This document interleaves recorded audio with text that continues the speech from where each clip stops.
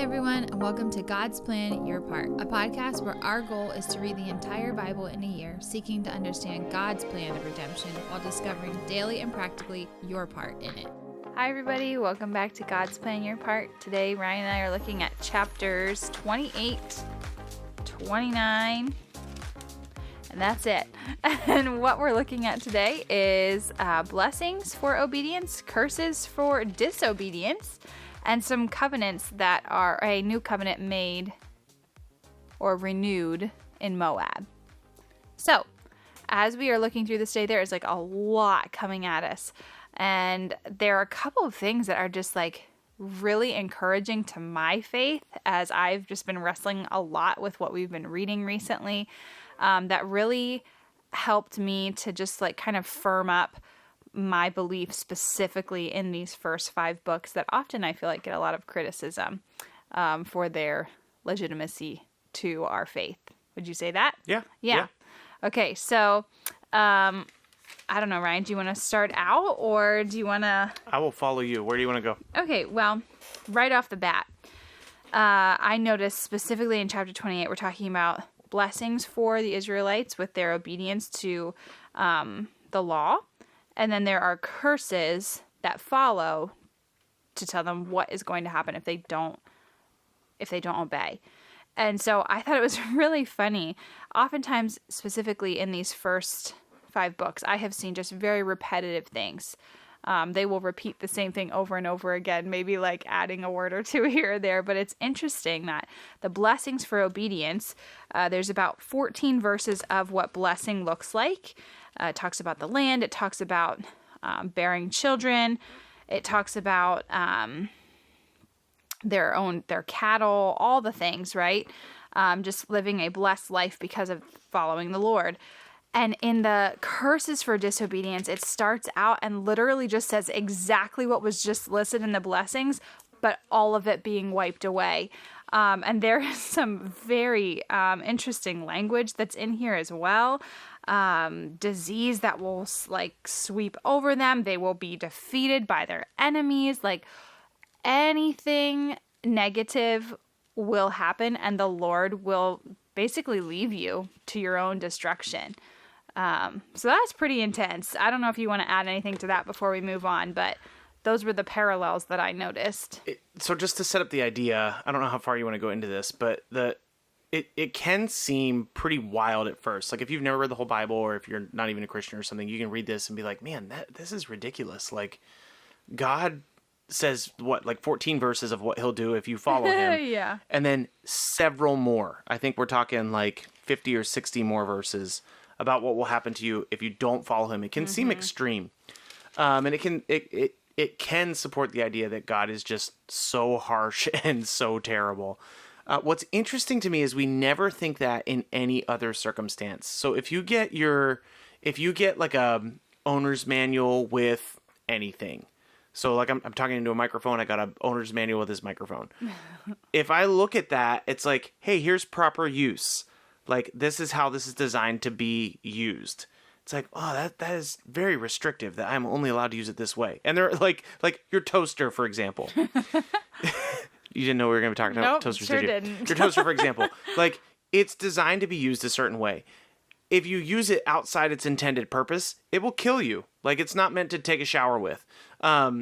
Medication, you're supposed to use it for certain symptoms within certain like Parameters. Design parameters. And on those labels is like, don't use it this way. Don't use it this way. Here's what might happen to you if you do this incorrectly. Don't use it with this also. So it's interesting to me that we're actually pretty used to seeing that kind of language. Like, this is how this is meant to be used. This is what will happen if you use it outside of its intended use.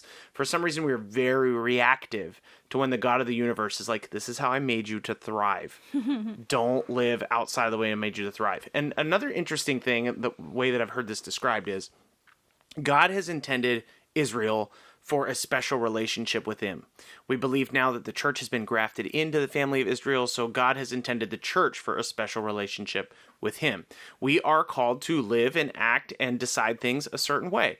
And when we live and act and decide things outside of that specific way, God removes his blessing from us. So in some ways, what's going to happen to these people is that God is going to take his protection away from them and allow them to endure the life that the vast majority of the world endured at that time. So you'll read about pestilence, you'll read about sieges, you'll read about cannibalism. These things happen to people in what was a very difficult life in the ancient world. So it is like, I do think God is opening them up to that stuff. But it is like, man, God is going to really take care of you when you worship him and follow him, because you're going to be living the life he intended for you. Right. So leading into some of the curses, and what really caught my attention was in chapter 28, verse 52. It starts to talk about what will happen when enemies will come and overtake them. Yeah.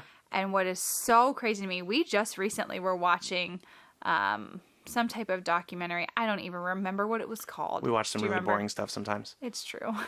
It was actually a YouTube video about the fall of Jerusalem. Yes. And I remember sitting there watching it, and it talked about how the enemies were approaching them on all sides. They literally could not get out because they were trapped within their own walls. I don't even know, like, tunnels weren't necessarily helpful or available either. I feel like tunnels were a part of our conversation, but I don't remember the premise. There are tunnels in Jerusalem that were told to allow water to come in. Right, but they were not able to get out. Right. The whole idea. But while we were watching it, part of the video said that they, out of necessity, I suppose, they couldn't get to food. They couldn't access anything outside of the walls. So they resorted to eating their own children. And I was appalled when I'm watching this video. I'm just like, oh my gosh, like, that is so just disgusting and appalling. So, I mean, I was shocked when I figured or realized that that was a real thing that they, I guess, I don't even know, had seems like a terrible word to use, but had to do. Otherwise, they would have died themselves. But then, as we're reading Deuteronomy this evening, in verse 52 of chapter 28, it starts out by saying, "They shall besiege you in all your towns until your high and fortified walls in which you trusted come down throughout all your land. And they shall besiege you in all your towns throughout all your land which the Lord has given you." So we actually heard about this, where they will, like, they'll come over the high walls. They'll start to take over the city piece by piece. And then in verse 53, oh, so gross.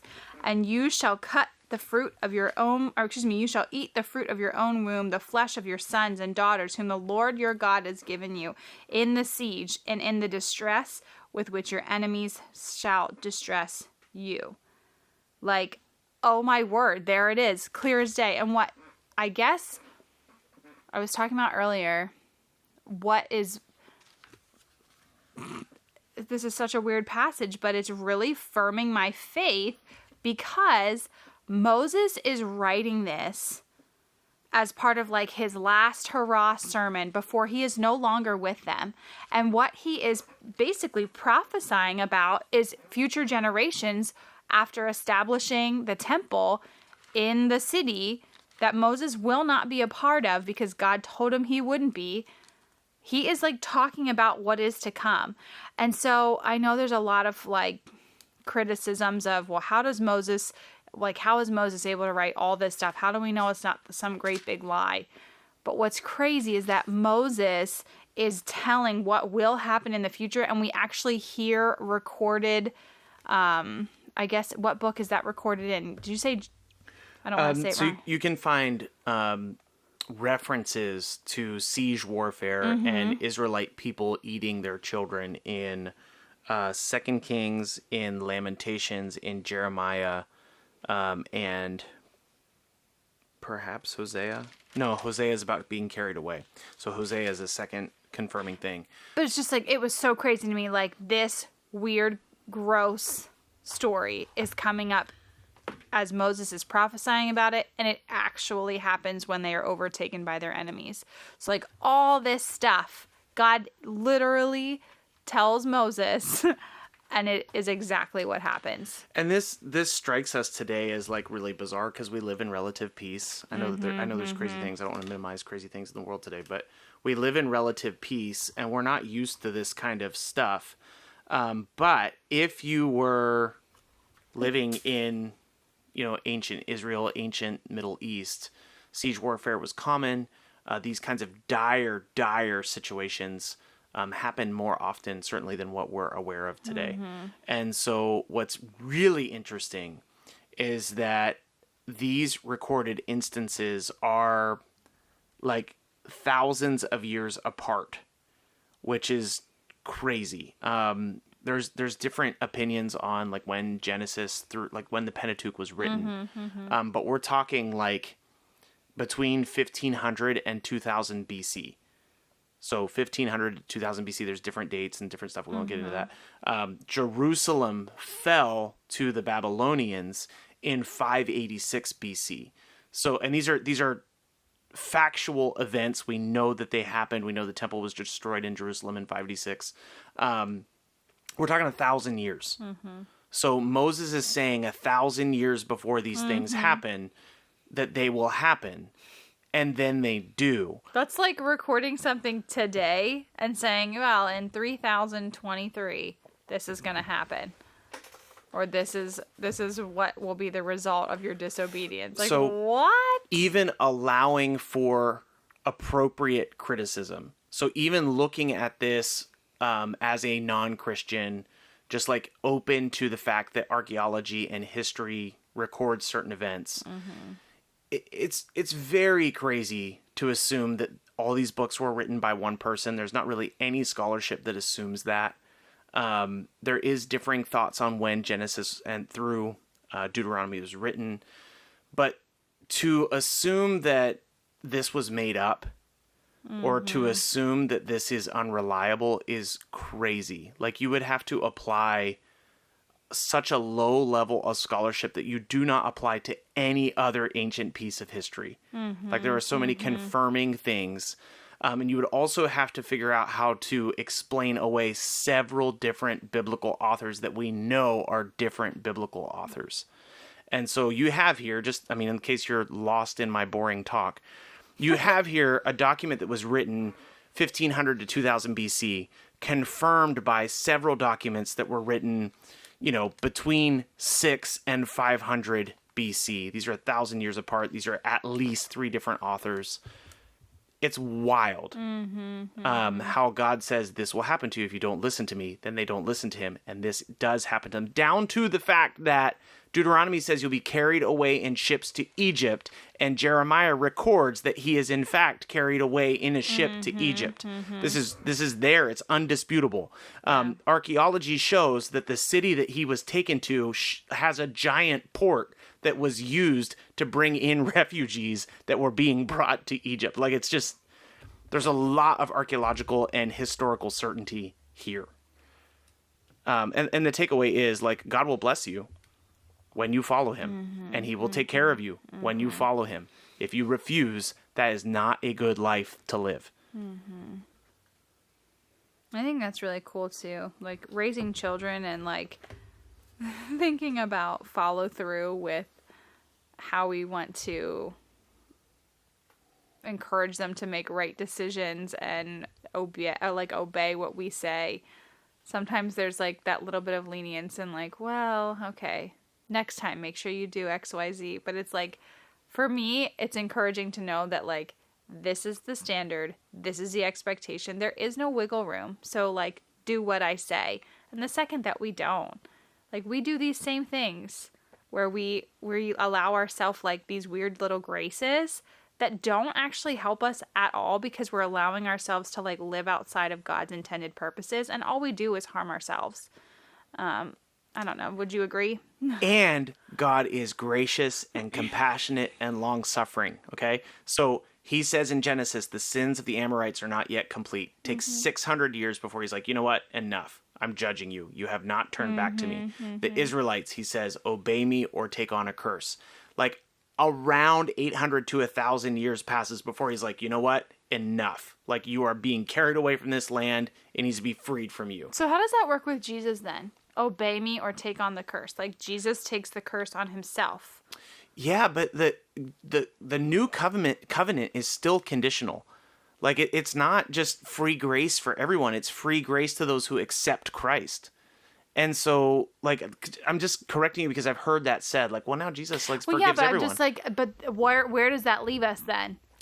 Because it seems like God intervenes all the time. So like Jesus is the ultimate redemption, right? Well, I mean, depending on your view of like last things and end times, like there is an ultimate judgment that does occur, and there is an ultimate judgment that is coming, and it is our, role to worship and be obedient to Christ, knowing that he will return. And hopefully the fact that we know that he's gracious and compassionate and long-suffering, it drives us to evangelism to tell people about what is coming, which would have occurred with these people here. Like, what did Jeremiah say? Like, turn back to God. Like, stop being lost. So the unique thing, I guess, that we have is that Jesus gives us forgiveness. We have right standing with God because we have it through Christ. But we're not free from judgment. Like there is judgment, and that is why we need right relationship with God through Christ.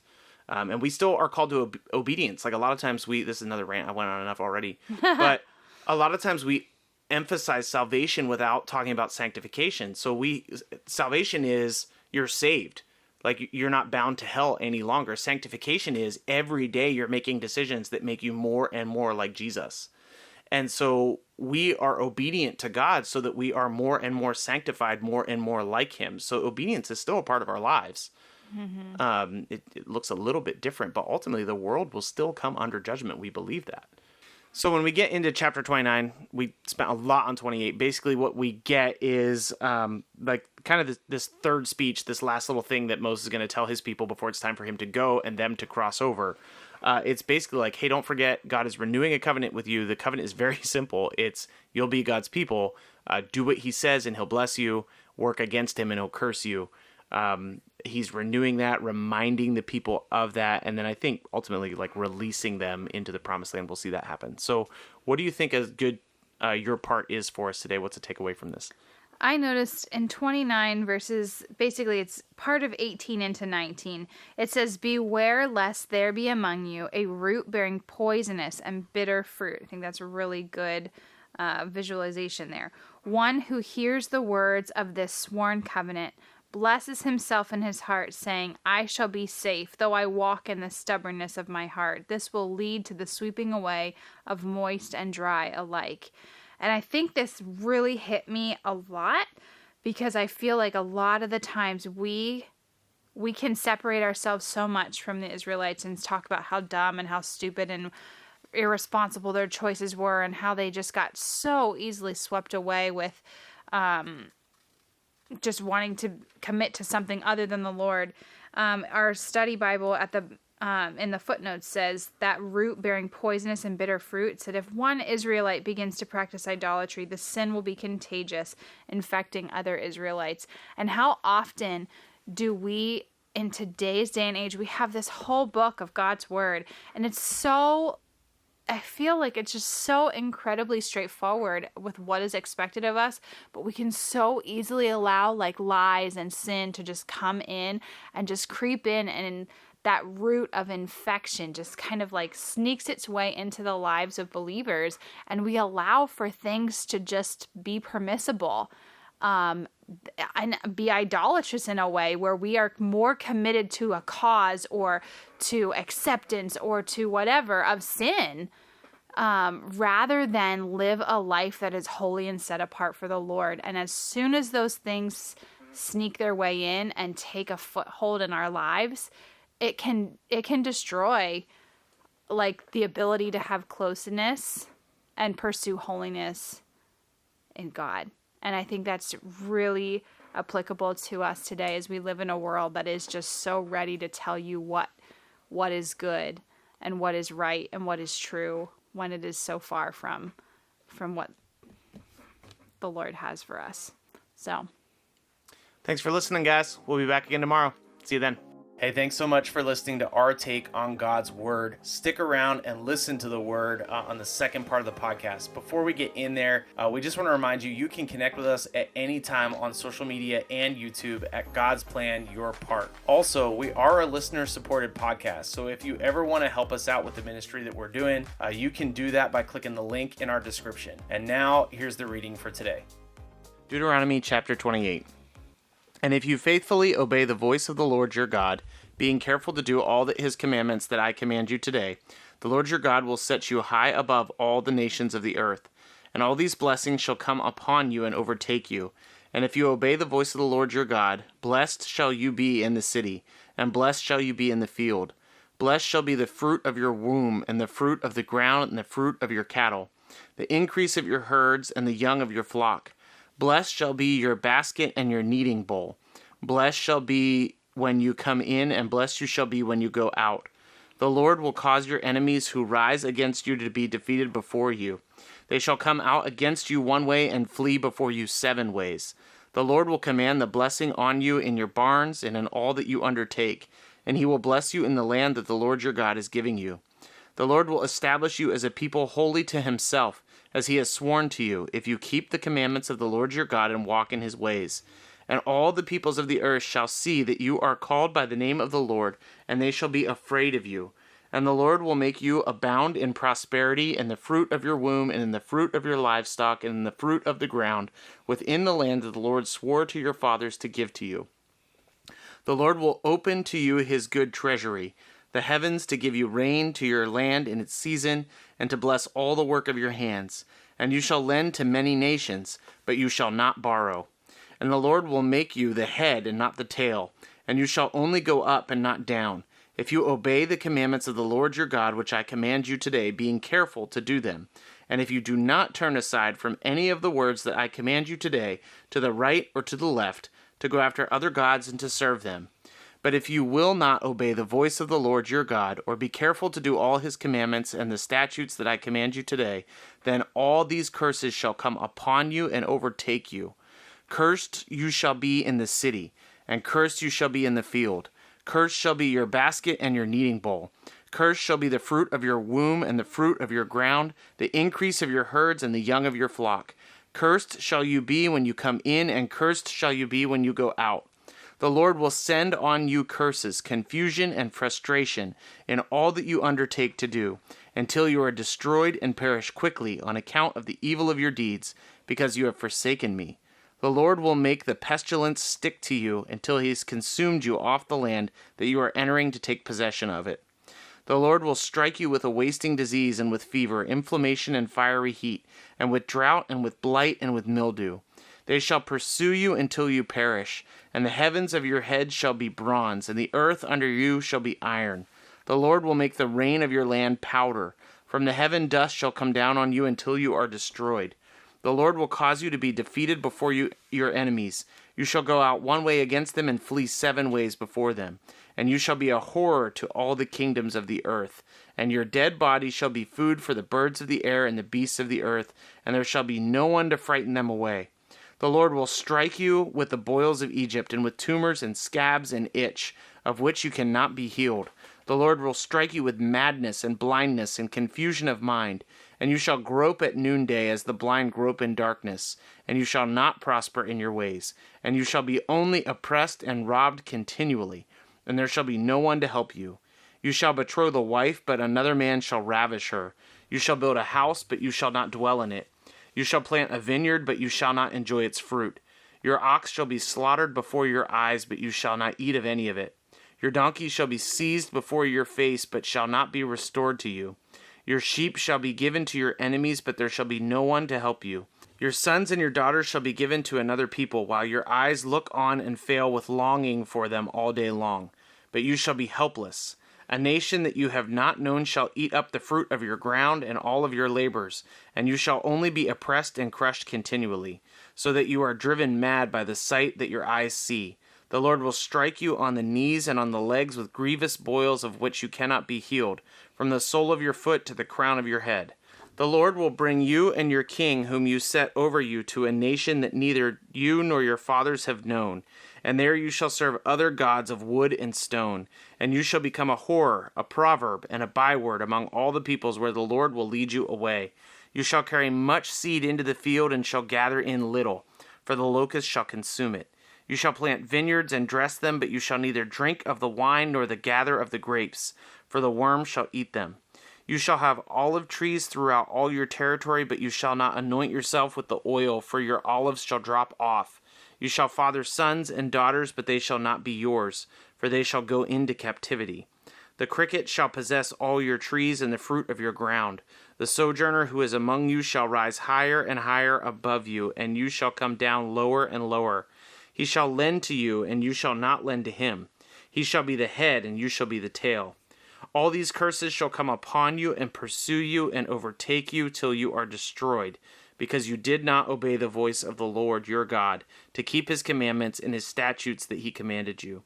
They shall be a sign and a wonder against you and your offspring forever, because you did not serve the Lord your God with joyfulness and gladness of heart, because of the abundance of all things. Therefore you shall serve your enemies, whom the Lord will send against you in hunger and in thirst, in nakedness and in lacking everything.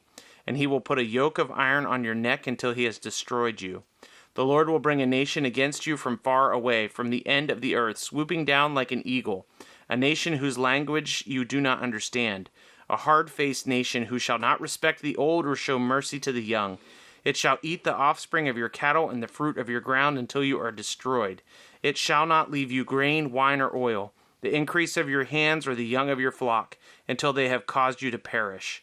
They shall besiege you in all your towns, until your high and fortified walls in which you trusted come down throughout all your land.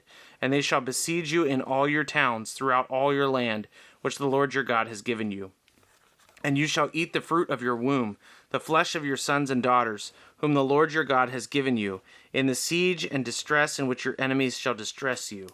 The man who is the most tender and refined among you will begrudge food to his brother, to the wife he embraces, and to the last of the children whom he has left, so that he will not give to any of them any of the flesh of his children whom he is eating, because he has nothing else left.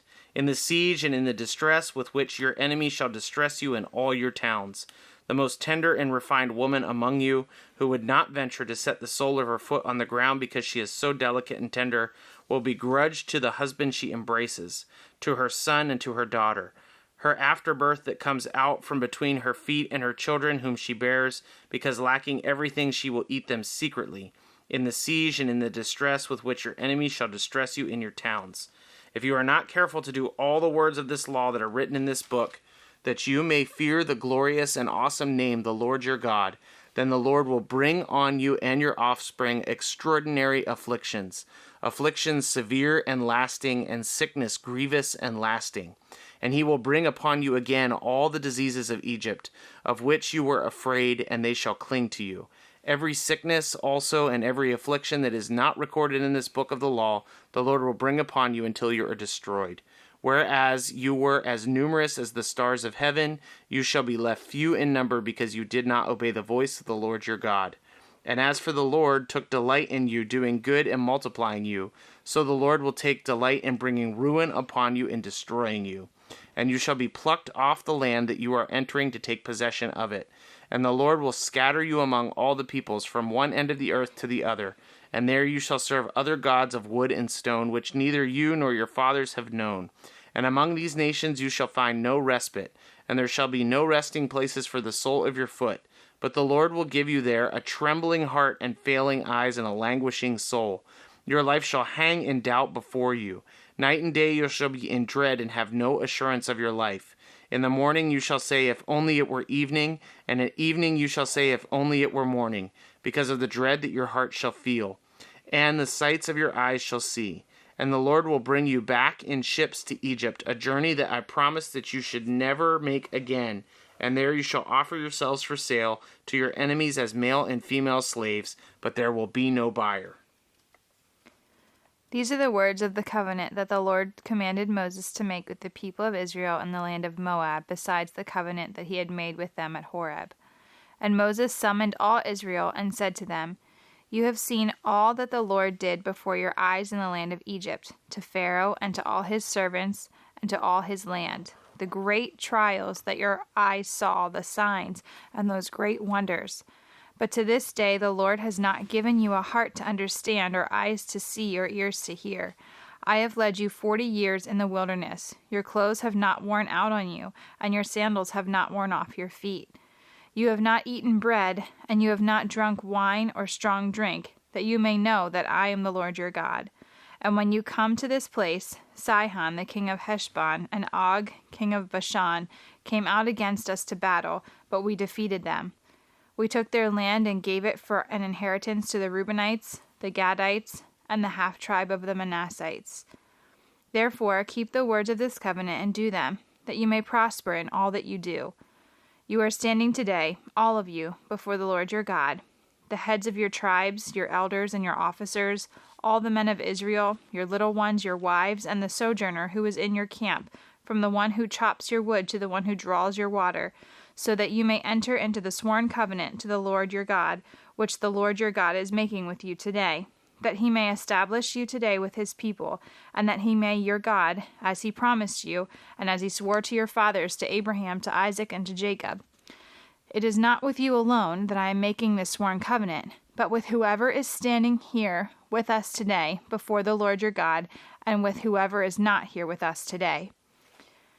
You know how we lived in the land of Egypt, and how we came through the midst of the nations through which you passed. And you have seen their detestable things, their idols of wood, their stone, and silver, and gold, which were among them.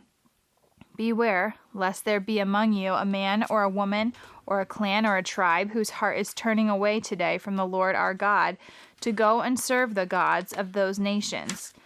Beware, lest there be among you a root bearing poisonous and bitter fruit, and one who hears the words of the sworn covenant blesses himself in his heart, saying, I shall be safe, though I walk in the stubbornness of my heart.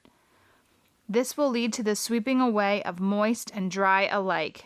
The Lord will not be willing to forgive him, but rather the anger of the Lord and his jealousy will smoke against that man, and the curses written in this book will settle upon him, and the Lord will blot out his name from under heaven.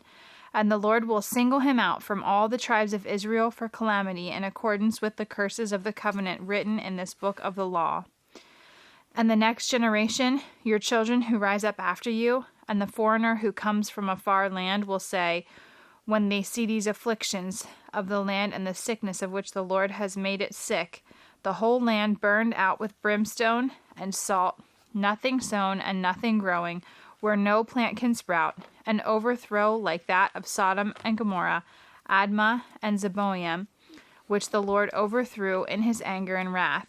All the nations will say, why has the Lord done thus to this land? What caused the heat of this great anger? Then people will say, it is because they abandoned the covenant of the Lord, the God of their fathers, which he made with them when he brought them out of the land of Egypt, and went and served other gods and worshipped them, gods whom they had not known, and whom he had not allotted to them. Therefore the anger of the Lord was kindled against this land, bringing upon it all the curses written in this book. And the Lord uprooted them from their land in anger and fury and with great wrath, and cast them into another land, as they are this day. The secret things belong to the Lord our God, but the things that are revealed belong to us and to our children forever, that we may do all of the words of this law. Thanks so much for listening to God's Plan, Your Part. If anything stuck out to you, if you have any questions, or if you'd like to receive a Bible, you can email us at godsplанyourpart@gmail.com. Also, if you're enjoying the podcast, please consider supporting us through the link in our description. We love that you're on this journey with us, and we hope you have a great day. See you tomorrow.